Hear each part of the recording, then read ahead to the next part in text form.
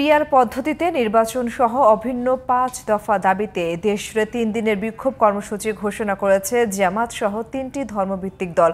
সোমবার আলাদা সংবাদ সম্মেলনে এক কর্মসূচি ঘোষণা করা হয়।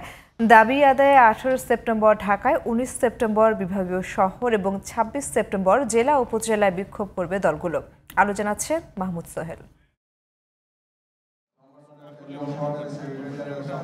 জুলাই সনদ ও পিআর পদ্ধতিতে নির্বাচন সহ ৫ দফা দাবিতে সোমবার দুপুরে রাজধানীর মগবাজারে আল ফালাহ মিলনায়তনে সংবাদ সম্মেলন করে বাংলাদেশ জামায়াতে ইসলামী। এখন আর আওয়ামী লীগের মতো তো গোপনে মিটিং করে। এ সময় দলের নায়েবে আমির ডাক্তার সৈয়দ আব্দুল্লাহ মোহাম্মদ তাহের বলেন, এতদিনেও এসব দাবিকে গুরুত্ব দেয়নি সরকার, তাই বাধ্য হয়েই রাজপথে নামছেন তারা। জুলাই জাতীয় সনদের ভিত্তিতে আগামী ফেব্রুয়ারিতে নির্বাচন আয়োজন করা। ২. আগামী জাতীয় নির্বাচনে উভয় পক্ষে পিআর পদ্ধতি চালু করা।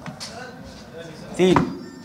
অবাধ, সুষ্ঠু ও গ্রহণযোগ্য নির্বাচনের লক্ষ্যে সকলের জন্য লেভেল প্লেইং ফিল্ড নিশ্চিত করা। ৪. ফ্যাসিস্ট সরকারের সকল জুলুম, নির্যাতন, গণহত্যা ও দুর্নীতির বিচার দৃশ্যমান করা। ৫. স্বৈরাচারের দোসর জাতীয় পার্টি ও ১৪ দলের কার্যক্রম নিষিদ্ধ করা। ১৮ সেপ্টেম্বর রাজধানী ঢাকায় সমাবেশ ও বিক্ষোভ মিছিল। ১৯ সেপ্টেম্বর দেশের সকল বিভাগীয় শহরে বিক্ষোভ মিছিল।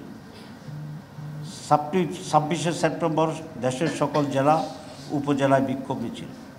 এইসব কর্মসূচি বাস্তবায়নের মাধ্যমে জনগণের দাবি আদায়ের লক্ষ্যে ঐক্যবদ্ধ হওয়ার জন্য আমরা দেশবাসীর প্রতি উদাত্ত আহ্বান জানাচ্ছি।